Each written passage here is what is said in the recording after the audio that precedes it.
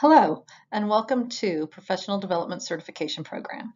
My name is Lisa Stanley, and I am the Content Specialist for PDCP. This program takes place of the college courses you would need to take in order to upgrade to your professional certificate. There are many tasks that are involved, and there are different programs and platforms that we will use, so please review this entire presentation to help you have a better understanding of what you will need to do to complete the PDCP program. I am here to support you along the way. We have mentors for the tasks and assignments also that are here to support you, and I look forward to working with you. As mentioned, PDCP is the program that you are registered in order to meet the requirements of your statement of eligibility. On your statement of eligibility, there is a list of different classes that you must take. Typically, those classes could be taken at a university level, but here in Brevard County, we have Professional Development Certification Program, or PDCP, in order to meet those requirements. It is offered all through the district here, and I am here as your content specialist to support you, and then there are also assessors that will help you along the way with different tasks. Part of the requirements to complete PDCP are 20 portfolio tasks, 6 speaking classes, CHAMPS or DISC, ESOL, cross-cultural communications, PDA through Bs or fiddlers, which is Intro to Differentiation or teaching students with disabilities. There are new requirements for reading now also. If you are certified in kindergarten through 12th grade ESE or pre-K through 6th grade, you must take reading comps 1 through 4. If you are certified in middle grades and secondary, you must take Reading Comp 1 and 2. It is also acceptable now to have a passing score on the reading endorsement exam. Through the rest of the slides, I will walk you through how to find this information and what you will be required to do. We are going to begin with the portfolio task first. You will need to go to Blackboard Ultra from your Launchpad. Once there, you will go to Organizations. Make sure that you click Organizations in order to see the PDCP tab. Once you are into the PDCP organization, you will see the organization content in the middle of the page, and on the left-hand side, there is Blackboard Collaborate. With Blackboard Collaborate, we will have joined sessions where we will do our mentoring sessions live. Through that, a calendar has been attached to the Kickoff email so that you will know when we will have these sessions. Each folder contains various items that you will need. The PDCP homepage is where newsletters and information is kept. Task submission is where you will spend most of your time, and supporting documents is where I put different items that you might need in order to know what tasks need to be completed, who the assessors are, timelines, and just different items that you might utilize during your PDCP tasks. So here are some items that are in that supporting documents. You have your completion checklist, task list, task work required, mentoring schedule, assessor listing, meet your mentors. This is a great item in order to see who you are working with or who you can reach out to if you need support. The PDCP assessor listing is also wonderful too, because they are the ones that score the tasks that you will be completing, and you might need more information, or you might reach out to them before you even begin that task to see if they have any suggestions. You have your task order and work time information, lesson plan template. You will need that for a few of the activities that you have to do. You do not have to use this. You just need to make sure that you do have the same criteria in it. And then there's an explanation of why to use that lesson plan. We're going to look at the task submission now. There are 20 tasks that you will need to do. Each task has a cover sheet in which you will put generic information such as your name, what you teach. Then you'll put an overview of the students that you have in your classroom, such as if you're at a Title I school, if you have any ESOL or ESE students. What is the population of your classroom so that the assessors have a better understanding of your your portfolio task that you completed and why you did it that way. So within task submission, there is a link to the PDCP state portal site, and that is a site that has the rubrics and the tasks information that you will need to review before completing a task and submitting it into Blackboard. We utilize Blackboard more as a drop spot or a saving area for all of your tasks so that they can be graded, but all of the information comes directly from the PDCP state portal site, and it is also reviewed and grades are assigned on that site too, and that is where completion information is put. When you open up the PDCP state portal site, this is what it looks like. You will have a participant home where it has welcome and your name. Then it says your assessors and mentors that you can reach out to in order to get assistance on different tasks. It also has across the top a task list, glossary, reports, and resources. In the middle of the page, it talks about how many total tasks there are, how you've progressed through there, whether most are demonstrated, not demonstrated, partially, or unrated. We need to stay within the demonstrated. There is a certain criteria that you have to pass over 70% or have a 70% or higher on each task that you complete. Let's look at the resources tab first. On the resources tab, you have overview, tips for participants, complete list of FEEPs, and the FEEPs also drives our IPAS or our evaluation system. You have a lesson plan template that I discussed earlier, along with the explanation. You have the task order and work time information, the task list, and the PDCP task works required. So many of these items are similar to what was on the Blackboard site. Here is the task order information. So this is broken into blocks. You have block 1, block 2, and block 3. You must stay within the block before you move to the next block. So you have introduction to PDCP, introduction to the FEEPs, introduction to the state content standards, which are 3 tasks that are pretty simple to complete. And you have your communication plan there that is simple also to complete, because this is what you have probably already have in place since it is pretty close to the beginning of the year. It's how are you discussing your information with parents? Of course, a little bit more information than that, but that is the gist of it. So on the left or the right hand side, it shows you whether it's a short activity, middle, which means it takes 1 to 3 weeks, or long, which means it takes 3 or more weeks. Again, some of these that are short, it says that it'll take 1 week or less, but really the first 2 tasks take about 10 to 15 minutes. So you can knock those out really quickly. If you attend the kickoff, we do complete the introduction to PDCP together, just so that you at least have 1 task completed. I just want to remind you again that you must stay within the block before you move to the next block, and some of these have prerequisites. So you have differentiated instruction 1, differentiated instruction 2 is in the second block, and differentiated instruction 3 is in the third block. You must complete 1 before you go to 2. You must complete 2 before you go to 3. You also have that with the professional development goal and strategies. You must complete professional development goals and strategies 1 before you go to 2. So please make sure that you look at this and know what needs to be done. And I also recommend that you don't wait to get started on these tasks, because many of these are what you're already doing as you work with your students in your class now. Here's just another quick sample of the task list broken down. It doesn't show the time or the scheduled time, how long it should take. It's just broken down into task 1 or block 1, block 2, block 3. These are the portfolio tasks that align with what is on the state site and what you will download and put into Blackboard. The PDCP task work required. Here is another chart that is the same thing.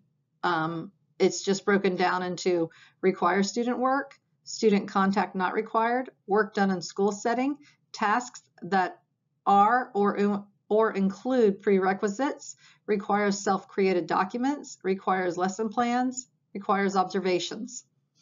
So you can see, what can I do if I don't have the students or if I don't have student work? So again, the introduction to PDCP and the introduction to FEEPS and the introduction to the state content standards are 3 tasks I would bet you could have done within 45 minutes for those 3 tasks. Ethics is fairly simple to do also, and the communication plan you probably already have in place or most of it done, seeing as how it's the beginning of the year and you've shared that information with your parents. This year was lessons learned with having to quarantine for COVID. So the require student works, it was very difficult for many people to get this done, and we really had to think outside of the box. So I recommend that anything that requires student work, you start planning now and start gathering those items that you need and the students' work samples that you need so that you can meet these tasks and get them completed in case anything happens that your school has to quarantine, or if a student that you're working with ends up going out because they are sick.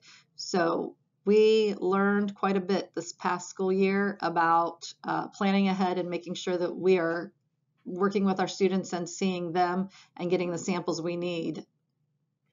Of course, you know, we've learned many things through the quarantine and the pandemic, but it did affect a lot of people.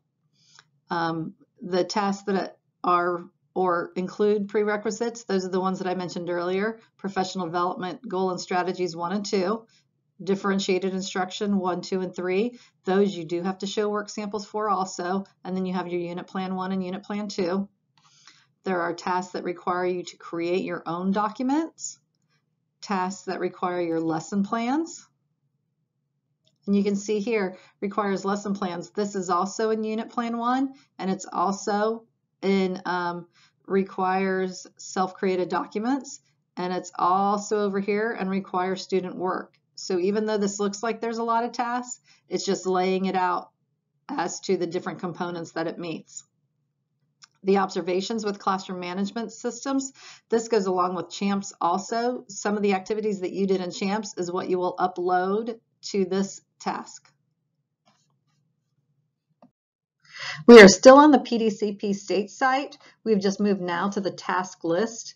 If you notice, it still has all of the tasks that we just discussed, and it's laid out with more information. When you click that more information, it shows you exactly what you need to do in order to complete that task. So it gives you the directions. It gives you, like this one here is about the FEEPS. So it's asking you about to address educator ethics and principles of professional conduct. And then it tells you planning to begin the program. It has the worksheet. All of these blue are links, and you can click those and it takes you to the next site. It tells you exactly what you need to submit. Again, you have the task cover sheet that you will do for every single task that you submit.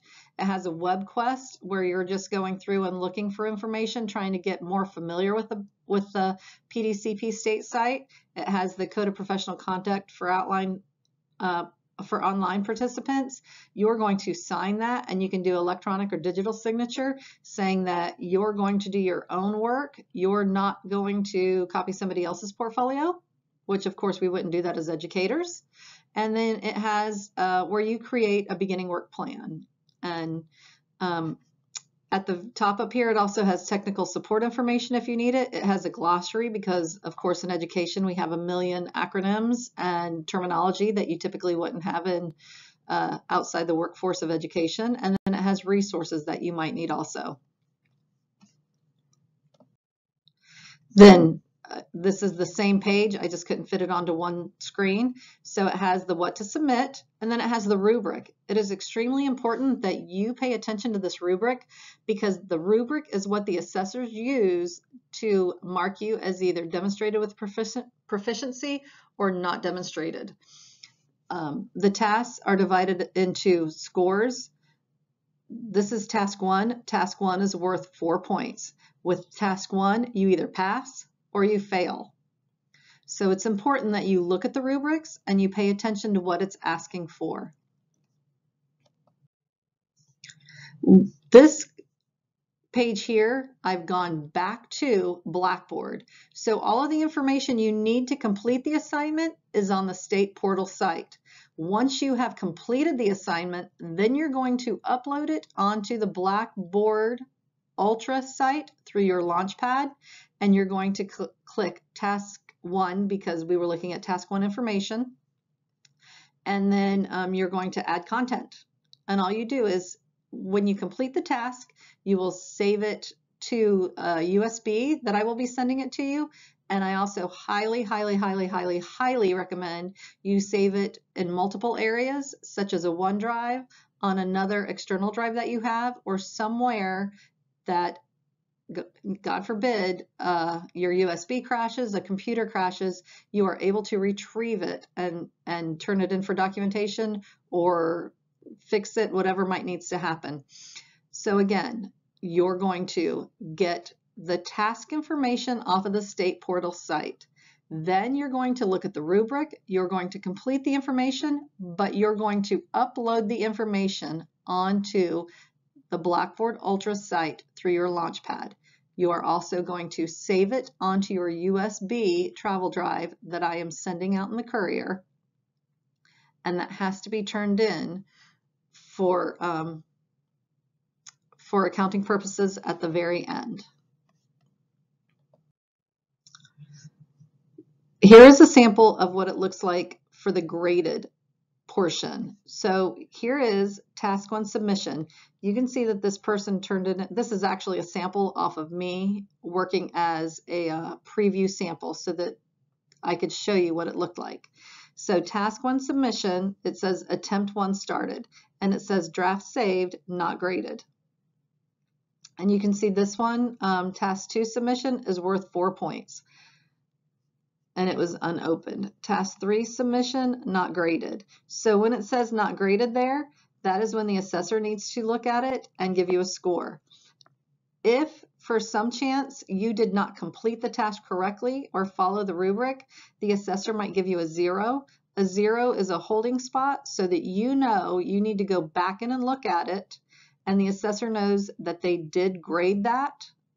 If we just left it non-graded, then it would be difficult to differentiate between needing it to be amended.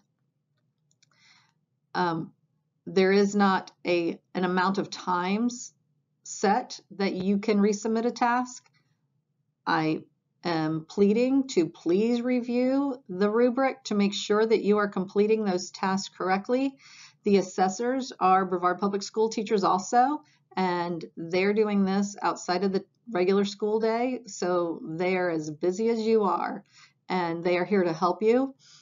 Many times, if you have scored a 0, they will email you back stating either go back and reread the rubric or something specifically that they are looking for that you did not have in your paper or in your submission. So this is what your score area will look like. And of course, this one only goes to 9, and we have 20. This is the state portal site, what it looks like. And it says, you know, whether you demonstrated with proficiency, which we need to meet. And on the left-hand side, it shows what the task was and who assessed it and what day they assessed it. Here's another snippet of the state site, and this is a summary report where it shows what you have turned in, when it was turned in, and who assessed it. So there are multiple ways to view what tasks of yours have been graded and how you're moving along in those tasks. So this one was the state site, and the one previously was the state site, and prior to that was the Blackboard site. So here is a copy of the lanyard that I will be sending you. It does say BPS PDCP on it. Here in the middle, where the blue arrow is pointing, is where the USB is actually kept. This is where you will download all of your information. You must have everything saved onto the USB. All of the portfolio tasks, you will have your transcripts, You will have your evaluations. You will have your general knowledge and exam information downloaded onto that also. So I know you just submitted it to me recently, but you can go ahead and as soon as you get this, start building those files. You will need to create multiple files on this lanyard that will have all of the documentation in it.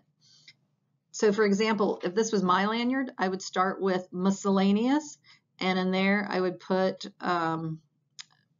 copies of my Beacon Educator certificates that you get when you complete the courses. Then I would have an evaluations folder, and in the evaluations folder I would have copies of my evaluations. Then I would have a folder for each task. So it would be task 1, task 2, task 3, all the way through task 20. And as you complete those tasks and you upload them to the Blackboard site, you will also save them onto this USB lanyard. You will also need to have a copy of your Progo transcripts and a copy of self-assessments. So everything that you do will need to be saved onto this lanyard, and you do send it in at the very end in case we are ever audited. Next, we will go into the Beacon Educator website. The Beacon Educator website is www.beaconeducator.com. Super simple to remember, but if I was you, I would pin this somewhere along your taskbar, somewhere that it is easy to see. Once you go there, you will go to New Account and you will create your new account. I do not set that information for you, you do that. Once you get inside, this is what the inside looks like. So you have registration type. You are going to choose Brevard PDCP Educators. I have it circled there. That is where you go. Otherwise, you end up having to pay for the courses. When you registered for PDCP, the fee that you paid, either $300 as a BPS employee or $1,200 as a charter school employee, covers all of the classes that you will need to take. So if for some reason you're continuing to get charged for these classes, please do not pay that and let me know so that we can find out what the problem is. At the top of the page, you have Home, My Learning. My Learning is where your classes will be, and then you have Offerings. So onto the next side of the page, on the right-hand side of the page, it says Brevard PDCP Educators, District Request Enrollment. There are many classes that you will, there are 6 classes that you will have to take. One of them is Designing Standards-Based Plans. This is the very last Beacon Educator class that you are to take. You are to save this one for your final Beacon Educator class, and you will notice that it is worth 20 hours and there are multiple registration dates. So there would be no excuse that oh, there wasn't a class open, or oh, I couldn't get in. Even if for some reason we are shut down with the pandemic, you can still get into Beacon Educator classes, and they are continually opening. This one started November 19th. The next one starts November 2nd, December 7th, January 11th. So you can see at least once a month there are classes opening. Again, with the Beacon Educator classes, you will take 6. Professional Practices for Educators. It is only a 5 credit hour course. I highly recommend that you start with that just because it's only 5 credit hours and it's a great chance to get your feet wet and get accustomed to using the Beacon Educator system. You have Learning, Theory to Practice, Student Advocacy and Legal Issues, Foundations of Assessment, Educational Technology, which is another class, great class to take right now, seeing as how many of us are doing the hybrid system. And then you also have Designing Standards-Based Plans, which is that 20-hour course, which has to be taken last. Moving on to the next class that you will take is a PDA ESE 20-hour class. It meets your 20 hours of students with disability requirement, and you can either take Introduction to Differentiation or you can take Teaching Students with Disabilities. So with the PDA ESE class, you can either choose the facilitated course or you can choose independent study. You will sign in and then you will register as a new user. I do not have a password for you. I am not the PDA coordinator for this course, so choose which one you want to do, either facilitated or independent study, and choose sign in new user.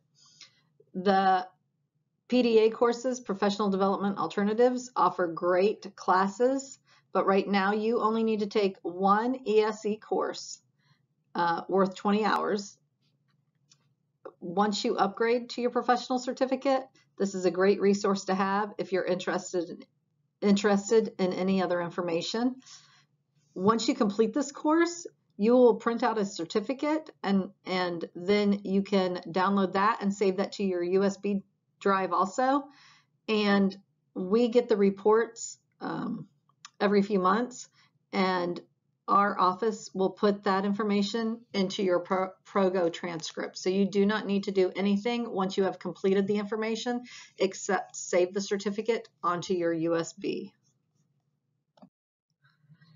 You have a few courses that you will need to take through Brevard Public Schools also.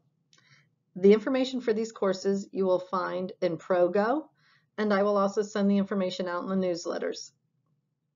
CHAMPS DISC, the section code is 17154. That is a requirement, and it meets classroom management and safe and secure schools, also character education requirements that is required for PDCP.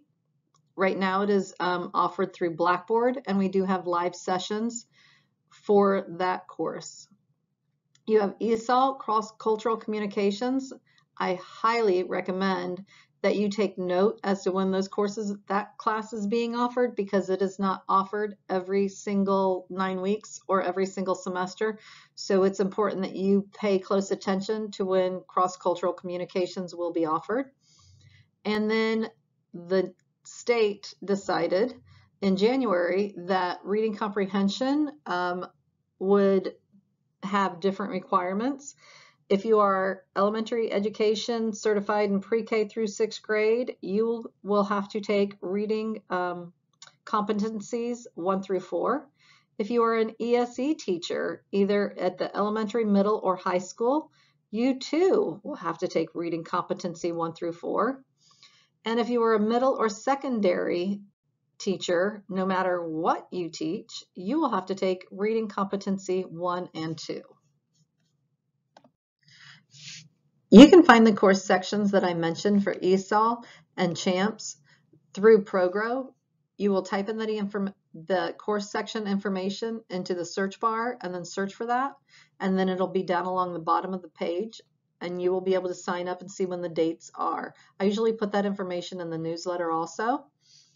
One mishap that we're seeing lately is that a lot of PDCP participants had ESOL cross-cultural awareness or communications in their college program, and they did receive credit for that. This is an actual copy of someone's ProGo transcript where they had ESOL cross-cultural communications in college, and they also took it through the district. So now this person has 120 hours of ESOL classes when you only need 6. It's the exact same course, and they had received college credit and had not looked at their transcripts, so they took the class again. With PDCP, you have so many requirements.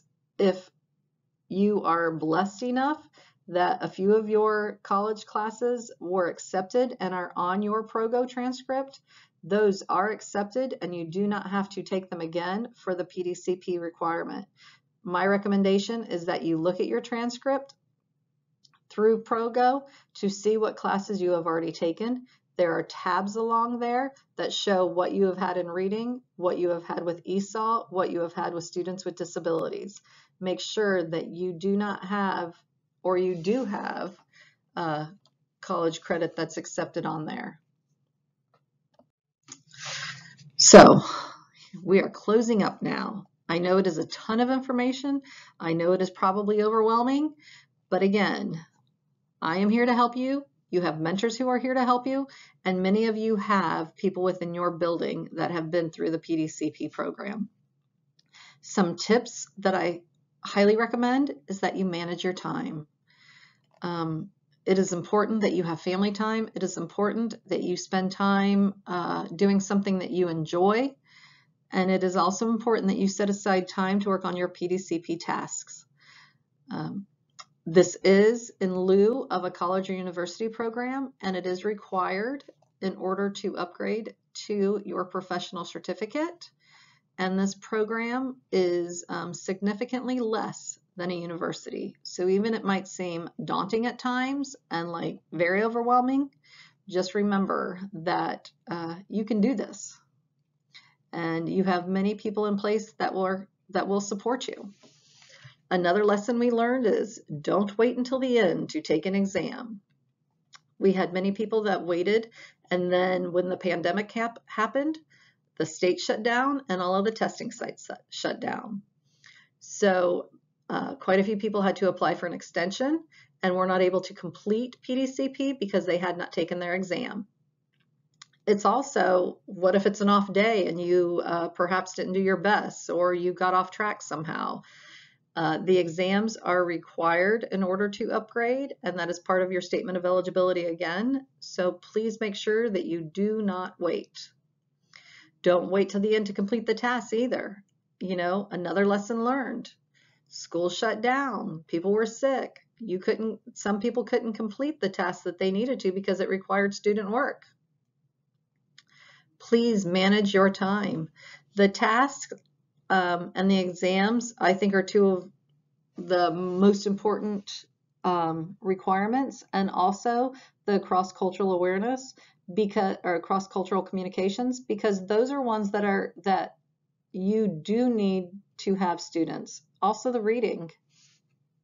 You need to have students in front of you to complete that.